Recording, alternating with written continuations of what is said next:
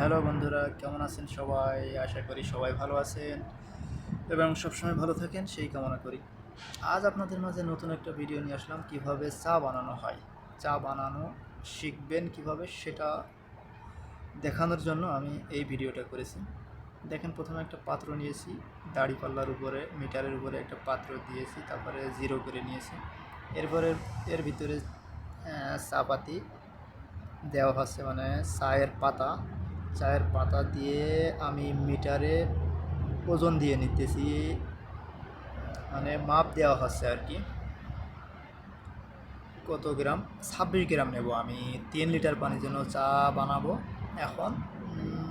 26 গ্রাম নেব আর কি। 26 গ্রাম, 3 লিটার পানির জন্য 26 গ্রাম চা নেবেন। এভাবে আপনারা মনে রাখবেন যে 3 লিটারের জন্য 26 গ্রাম, 6 লিটারের জন্য 52 গ্রাম।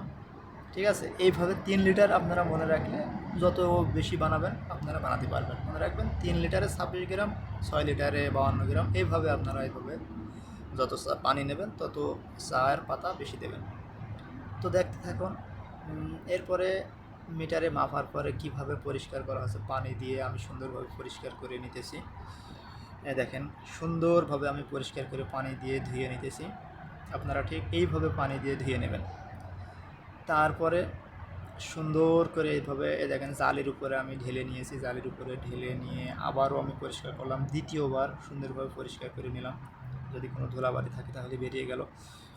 এরপরে দেখেন চুলায় আগুন জ্বলতেছে, কেটলির ভিতরে পানি কিভাবে টকবক করতেছে। আপনারা ঠিক এইভাবে পানি ফুটায় নেবেন। পানি ফুটানোর পরে পানি কমে গেছে, আমি একটু পানি দিয়ে নিচ্ছি আর কি। কেটলিতে পানি কমে গেছিলো, যার কারণে আমি একটু পানি দিয়ে নিলাম।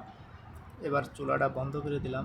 তারপরে আমি আরও একবার পানি নামায়ে আর একটা পাত্রে একটু নামালাম। নামিয়ে আবার দ্বিতীয়বার আমি এই পানিটা ভিতরে আবার ঢেলে দিলাম, কারণ যদি ভিতরে কোনো হাওয়া থাকে সেই হাওয়াটা বেরিয়ে গেল, যাতে চাঁদ ভিতরে দিলে কোনো রকমের গ্যাস না হয়। যার কারণে এই কাজটা করলাম। আপনারা ঠিক এইভাবেই করবেন। এবার চাটা আমি সুন্দরভাবে পানির ভিতরে কেটলির ভিতরে রাখলাম, সুন্দরভাবে নামায় দিলাম কেটলির ভিতরে চা পাতিগুলো। তারপরে দেখতে থাকুন, ঢাকনি দিয়ে আমি ঢেকে দিলাম। এরপর আমার দ্বিতীয় আরেকটা চুলা আছে, সেখানে কয়লা দিয়ে আগুন বানানো, অল্প অল্প পরিমাণে আগুন আছে। এই আগুনের উপরে আমি রাখলাম আমার কেটলিটা। তারপর এখানে 5 মিনিট 7 মিনিট পর আপনারা একটু খেয়াল করবেন যে ভিতরে কেমন ঘুরছে নাকি, পানি নড়ছে নাকি। এইভাবে পানি যদি নড়ে, এভাবে উতলাই, তাহলে বুঝবেন যে চা হয়ে গেছে। সঙ্গে সঙ্গে আপনারা আগুনের বাইরে সরাই দিবেন, মানে কয়লার থেকে একটু দূরে সরাই দিবেন, যাতে এমনভাবে রাখবেন যাতে চা ঠান্ডা না হয়ে যায় এবং দ্বিতীয়বার ওর ভিতরে না ঘোরে। ঠিক আছে, এবার পাতিগুলো দেখেন কি সুন্দরভাবে উপরে উঠে আছে। ঠিক এইভাবেই পাতিগুলো যদি বেশি আগুনে বেশি ঘোরে ভিতরে এবং যদি তলায় যায়, পাতিগুলো নিচে চলে যায়, তাহলে ভাববেন যে আপনার চার টেস্ট হয়নি এবং রং খারাপ হয়ে গেছে, কালো বেশি গাঢ় হয়ে গিয়েছে। আচ্ছা, চা বেশি লিকার হয়ে গেছে, যার কারণে চা তখন আপনি খাইতে পারবেন না। দেখবেন পাতিগুলো এইভাবে চা বানানোর সাথে সাথে এইভাবে উপরে পাতিগুলো ভেসে থাকবে, তাহলে বুঝবেন যে না সুন্দর হয়েছে। এরপর আমি একটা মিটারে টাইম ঘড়ি, এটা একটা ঘড়ি, এখানে আমি টাইম দিয়ে দিলাম 45 মিনিট। মানে 45 মিনিট এর মেয়াদ, 45 মিনিট পরই চাটা মেয়াদ শেষ হয়ে যাবে, আপনি ফেলিয়ে দেবেন। তারপর আবার দ্বিতীয়বার বানাবেন, মানে প্রতি 45 মিনিট পর পর এই চাগুলো ফেলাইয়ে দেবেন।